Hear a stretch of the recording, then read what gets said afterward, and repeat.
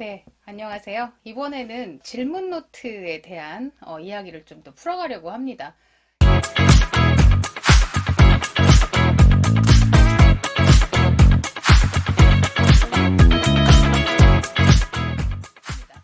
제가 질문 노트를 처음 만들었던 게 이제 이건데요. 아마 많은 또 코치분들은 저랑 유사한 워크북을 많이들 만드시긴 하실 거예요. 제가 이걸 처음 만들었던 건 2016년이었고요. 2021년에 제가 이렇게 그러니까 개정판을 만들었고요. 개정판을 만들면서 전 국민이 질문 노트를 다 할 때까지라는 어떤 캐치프레이즈를 걸었음에도 불구하고 그 부분이 좀 밀렸었어요. 밀렸다고 하는 데는 뭐 여러 가지 이유가 있고요. 그럼에도 불구하고 여전히 전 국민이 질문 노트를 다 할 때까지에 대한 그 초심을 잃은 건 아니에요. 아직 저는 젊고 살 날이 많으니까요. 그렇다면 왜 전 국민이 질문 노트를 다 할 때까지라는 열망을 품었느냐라고 다시 한번 정리를 해드리면 현 시대의 이 시점에 나를 위한, 나에게 최적화된, 나만을 위한 질문이 굉장히 중요하다고 여겼기 때문이고요. 요즘 과도기인 것 같아요. 과거에 어떤 대세를 따르고 그러니까 인정받고 취직이 잘 되고 이런 어떤 평가 안에서 나를 중심으로 내 생각을 정리하는 것보다는 어떻게 좀 발맞춰가고 성적표를 잘 받고 누군가에게 이쁨을 받을 것인가에 초점을 맞춰가던 시대에서 이제 나만의 개성으로 1인 기업이 되고 인플루언서가 되고 나만의 방식으로 퍼스널 브랜딩을 해서 나의 영향력을 가지고 소위 자본을 만들어내는 이제 이런 시대로 넘어가다 보니까 저는 이제 처음에는 정말 단순한 자아 탐구 자체로 깊이 있는 나를 만나는 것 자체로 행복감이 있기 때문에 이게 의미 있다라고도 많이 말씀드렸지만 지금은 시대적 변화 흐름 안에서 필수적이라고도 생각이 들어요. 그런 의미에서 이제 질문 노트를 제가 만들어낸 지 벌써 6년이 넘어가는 와중에 1일 1질문이라는 유튜브 컨텐츠를 이제 좀 제작하려고 해요. 제가 만든 질문 노트에 60개의 질문이 들어있거든요. 그 60개의 질문을 하루에 제가 하나씩 여러분들과 소통을 할 거예요.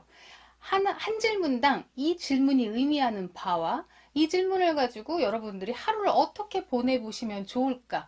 그 하나의 질문이 여러분들을 어디로 데려다가 놔줄 수 있을까?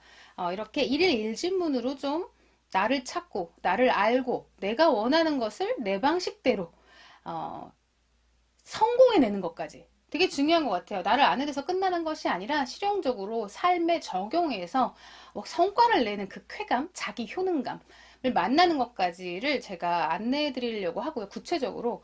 그런 의미에서 내가 누군지 알고 탐색해보는 탐색편과 성과를 내서 자기 효능감과 성취감까지 자부심까지 느끼게 해드리는 걸로 실행편 이렇게 두 가지로 코너가 나눠져 있어요. 책은 한 권이지만.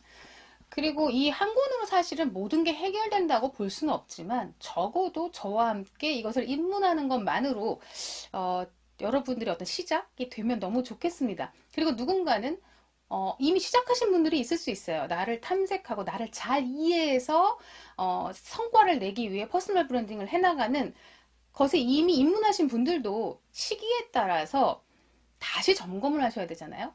시기에 따라서 점검을 하실 때 또 새로운 전문가의 이야기와 의견을 들어보심으로써 다른 코치의 코칭을 받아보심으로써 또 신선한 감각을 좀 찾으셔도 좋을 것 같아요. 그렇다면 질문의 중요성, 질문이 무엇인가? 질문에 대해서 왜 이렇게 얘기하는 걸까? 라고 묻는다면 사실 뭐 질문의 중요성은 너 자신을 알라라고 말하는 소크라테스부터 이미 시작이 됐어요. 생각하는 사람, 사유하는 사람, 철학하는 사람이 나 스스로를 지키고 중심을 잡고 인생을 훨씬 더 주도적으로 성취해내기 좋은 건 맞거든요. 수동적으로 살면서 이리저리 끌려가면서 누군가가 시키는 대로 하면서 어떤 위축감과 그런 주눅드는 그런 상황이 아니라 이왕이면 한 번 태어난 이 인생, 나의 소명을 가지고 화끈하게 성취하면서 사는 사람이 되려면 그 질문이라는 것이 얼마나 중요한가를 이미 소크라테스도 말을 했고, 야만적인 행태가 아니라 문명인으로서, 그리고 조금 더 생명을 존중하고 비폭력적으로 살아나가기 위해서도 우리가 평소에 사유하는 사람, 철학하는 사람의 면모가 얼마나 중요한가를 어떤 전쟁과 사륙의 현장을 통해서도 소크라테스는 많은 것들을 통찰하고 성찰하셨던 것 같아요. 그것과 이어서 그 고대 그리스 그 당시가 아니고 한참이 지난 지금조차도 이제 코치들이 하는 일이 결국은 질문을 던지는 일이거든요. 질문을 받고 내가 어떤 답을 할 것인가를 가만히 스스로에게 빠져들어서 생각하고 철학해서 결국 한 문장으로 꺼낼 때까지의 이 내면의 어떤 흐름들. 사실 내면이라고 말하면 좀 추상적일지 모르지만 결론적으로는 이게 다 뇌랑 만나거든요. 뇌가 인간은 어쨌든 동물과 다르게 이제 포유류 중에서도 가장 많이 진화된 포유류이기 때문에 심피질, 전전두피질, 이 전두엽, 이 사고 영역이 지금 뭐 기하급수적으로 계속 진화하고 있거든요. 그럼 사고할 수 있는 인간이 질문을 받고 어떻게 사고할 것인가를 스스로도 한번 그 역량에 도전한다는 거. 내가 어디까지 생각할 수 있을까? 남들이 저렇다고 하고 선생님이 저렇다고 하고 아마 좋은 책에서 다 저렇다고 하는데 이렇게 성공했다고 하고 저 롤모델은 저렇고 저 멋진 사람은 저렇다고 하는데 나의 생각, 나의 가치관은 어떨까? 이런 차원에서 이 질문이라는 것 자체는 굉장히 의미가 크죠. 어, 질문은 아까 나를 생각하게 해준다고 했을 때 이렇게랑도 또 연결이 돼요. 예를 들어 아이가 발달 단계상 양육을 받고 학교에서 교육을 받으면서 한 20살은 물론이거니와 25살까지도 뭐 신체부터 뇌까지 계속 발달하게 되거든요. 그런 와중에 초창기에 자신의 그 인간으로서 어디까지 발달할 수 있는가에 대해서 입문을 할 때 본능적으로 우리는 스스로를 개발하고 발달시키기 위해서 굉장히 많은 것들을 모방합니다. 어른들을 보고 계속 따라하는 거예요. 언니처럼, 엄마처럼, 아빠처럼, 옆집 선생님처럼, 옆집 아줌마처럼 막 따라해봐요. 나도 되네? 나도 되네? 어른이 돼서도 또, 좀 다 발달이 끝나고 나서도 우리가 어떤 새로운 도전을 한다거나, 나도 저렇게 해보고 싶어 할 때 선망하는 대상이 나도 모르게 찾아오고, 나도 저 사람처럼 스케이트를 잘 타고 싶어. 나도 저 사람처럼 축구를 잘하고 싶어. 나도 저 사람처럼 돈 많이 벌어보고 싶어. 이렇게 어떤 것들이 찾아오면서 그걸 개발하고 싶을 때 우리는 롤모델을 따라하고 모방해봅니다. 나도 저 사람처럼 해보는 거죠. 그런데 다 좋아요. 발달 단계에서 초기 단계, 새로운 것에 도전할 때 초기 단계에는 모방하고 따라해보는 거지만 결론적으로 이거를 내 인생에 녹여서 나만의 승부수를 던지기 위해서는 반드시 나다운 방식을 찾아내셔야 돼요. 나에게 적용해서 내가 원하는 나에게 맞는 그 방식으로 다 전환을 하셔야 되는데 모방했던 것들을 나의 색깔, 나의 고유성 혹은 내가 편한 방식, 내가 좀 더 수월하고 재밌는 방식으로 전환하시려면 그때 정말 필요한 게 나를 알기 위해서 질문을 던지는 거고 내가 정말 어떻게 하길 원하는지를 위해서 나에게 질문을 던져야 하기 때문에 이 질문의 중요성이라고 말을 한다면 특히 어떤 질문이냐 중에서도 내가 누군지를 찾아내고 탐색하고 나를 알기 위해서 던지는 이 질문, 소크라테스의 너 자신을 알라를 위한 질문은 사실은 모방의 단계에서 넘어가서 내 방식으로 성과를 내고 싶고 나를 중심으로 수월하게 즐겁게 무언가를 펼치고 싶은 사람이라면 피할 수 없는 과정이라고 봅니다. 그런 의미에서 제가 왜 그동안 이런 일을 했는가를 다시 한번 요즘 또 되새겨봤어요. 이걸 찍기 위해서. 그리고 이걸 찍기 위해서 만든 과정과 현재 제가 그 코칭 센터이자 교육 시스템의 브랜딩이 나를 깨우는 나비학교란 말이에요.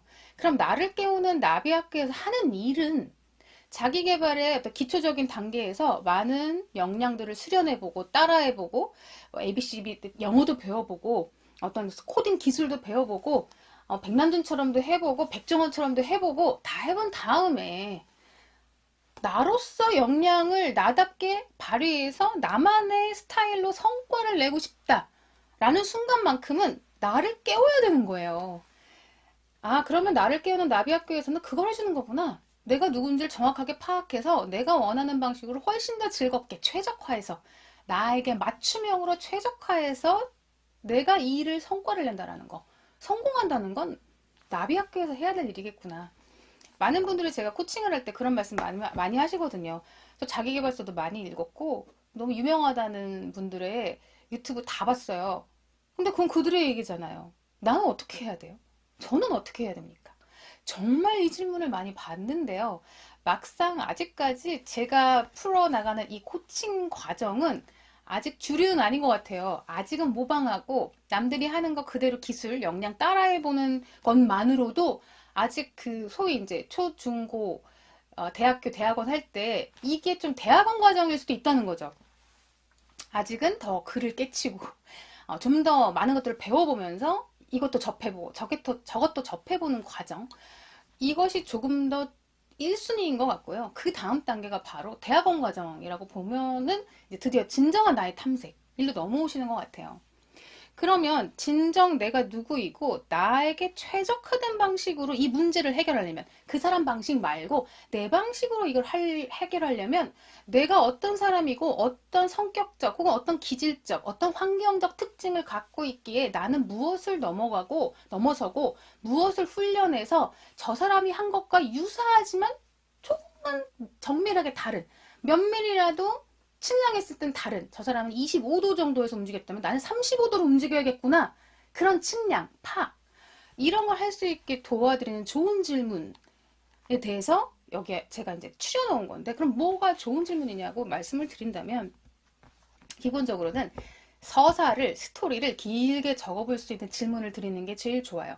그래서 많은 코치들은 열린 질문을 만드는 훈련을 하거든요. 단답식 질문, 취조식 질문, 이미 답정, 당연히 이런 답이 나와야 돼 라는 식으로 유도하는 질문은 좋은 질문이 아니에요. 그럼 결국 나한테 최적화된 나는 누구인가를 스스로 파악하는 걸 다 방해하는 거잖아요.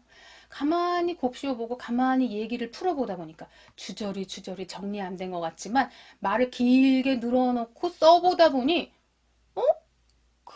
내가 이렇게 말을 하고 있잖아. 내가 이렇게 글을 쓰고 있구나. 내가 그때 5살을 떠올리고 있구나. 내가 50년 뒤를 떠올리고 있구나. 이런 것들을 주저리 써보는 것 자체가 굉장히 좋은 질문입니다. 그 얘기는 뭐냐면 단답형으로 누군가에게 100점을 받기 위해서 좋은 평가를 받기 위해서 눈치 보도록 쓰는 질문, 유도된 질문은 안 좋은 거다. 나쁜 질문이라고 말할 수 있고요. 두 번째는 미시적이고 거시적인 걸 왔다 갔다 하는 질문이에요. 소위 숲과 나무를 다 보게 해주는 거죠. 우리는 현미경을 들고 아주 그 작은 점까지 클로즈업해서 자세하게 들여다봐야 될 때가 있고요.